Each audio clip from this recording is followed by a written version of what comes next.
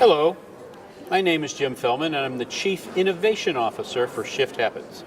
And we're honored today to have Dr. Mathias Kirchmer from BPM-D. Could you give us a little understanding of the company and your role within the company? Yes, BPM-D partners with other organizations to establish and apply the discipline of business process management to achieve goals in the field of operational performance, of process innovation, of improve customer experience and make those digital transformations really value-driven and delivering benefits to an organization. I have co-founded the company about 4 years ago. And we have now established the firm on the market with really notable clients and very good growth rates. We basically double every year. Double every year? Yeah. So what do you see are the inherent challenges with that kind of a rate of growth?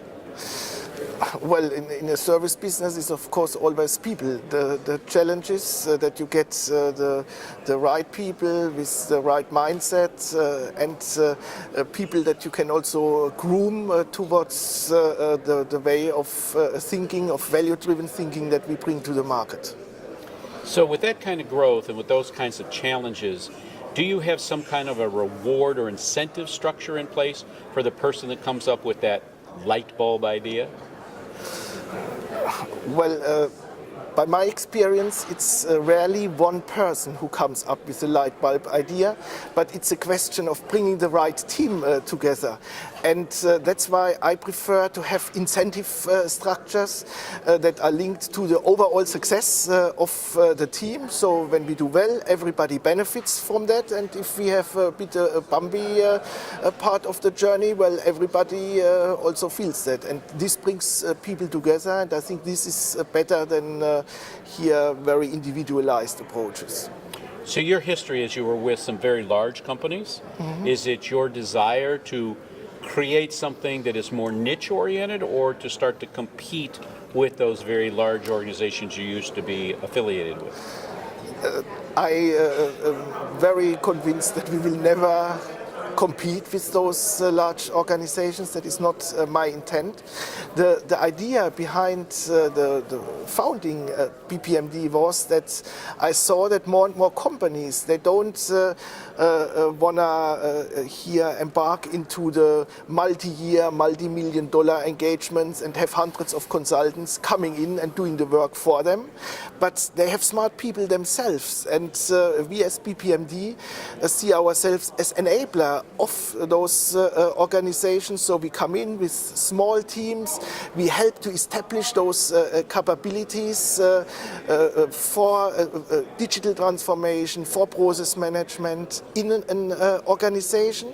But we don't do that in a vacuum, but we do that while delivering specific projects so that we create immediate value through the capabilities that we create with our organization. And with that, it's not a competition with the approach of those large companies, but it's a role as an enabler and a very focused deliverer of expertise for even major organizations. Is there a specific focus on your expertise, or would you say you're very diverse in the way that you could be deployed on problem solving? No, we are, I would say, even very focused, as I said, in establishing and applying a discipline of process management, and we are mainly doing 4 things for our clients. On one hand, we help them, of course, to put such a process and process management strategy together, build the process management organization, the center of excellence, the governance organization, and help them to select the right infrastructure, the process repository repository, the modeling approaches. We have there very, very simple and straightforward ways of really getting value out of such a repository so that they build their process management organization. That is one key offering. Then we have a specific approach for rapid process improvement in our digital world. You cannot use those traditional, very statistical heavy approaches. You need a quick identification of improvement opportunities and act on them to have quick hits while targeting the larger transformations. And therefore, we have also developed a specific approach that we apply and also leave behind at our clients. That's the second. The third is around process automation, especially robotic process automation, where we help figuring out where do you best apply that new improvement technique, where does robotic automation bring most value to your organization, and then also to manage that value and really measure that we get the results out of it. And we refer to that as value-driven robotic process automation, and that's our third key area we help clients with. And the fourth is all around customer experience, customer journey planning, customer journey mapping, and that's an approach we also transfer to other areas like supplier experience, like employee experience, so that we drive the process transformation from an outside-in view, and we have there also very specific tools and techniques to make that repeatable, so that we can not only fix that topic, but again leave that approach and the tools behind so that our clients can keep on using it. Would you say that you are massaging data that they collect, or are you a data collector and then provide that feedback with what you collected? I would say it's a combination of both. I normally try to be as efficient as possible with the use of data, because I think the times that you can say, okay, let's first take 6 months to collect data and see what happens, they are over. I think if you talk to the right people, ask the right questions, you can quickly get information that helps you to set actions. And that's a technique we apply, and that's also a technique we teach our clients so that they develop those skills. So your journey has been from a large organization, you continually teach at universities, and now you are a solo entrepreneur from that standpoint. You've created this new business, is that correct? Yes, that is correct. So in that transformation from being a member of a large organization with infrastructures already in place, what would be the one golden nugget that you'd like to share with our viewers today?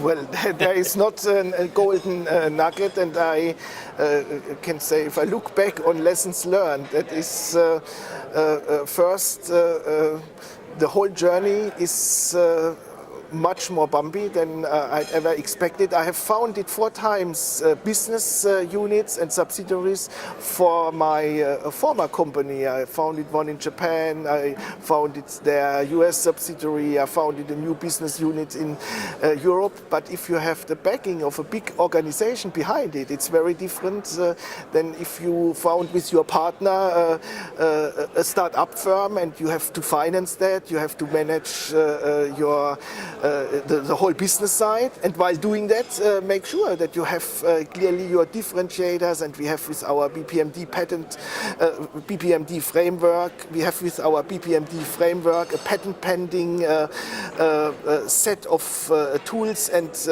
techniques that we have developed and that we leverage, and to have a clear structure around what you do and the value proposition that we deliver the results faster and at lower risk, and that we don't only deliver those results, but while doing that, help clients building that capability.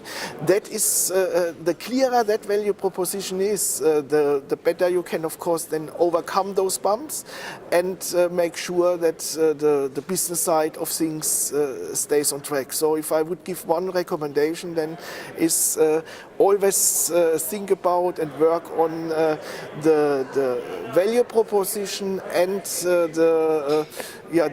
how to make it tangible, so that it's not just a talk, but clients can see something and can experience And it. of course, scalable.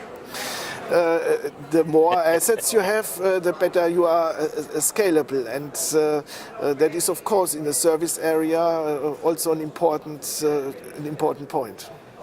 I want to thank you very much for the insights and the wisdom that you've shared with our audience today. Good luck in your journey, and I hope to see you again next year. Thank you very Thank much. you. I appreciate the conversation. A pleasure. Thank you.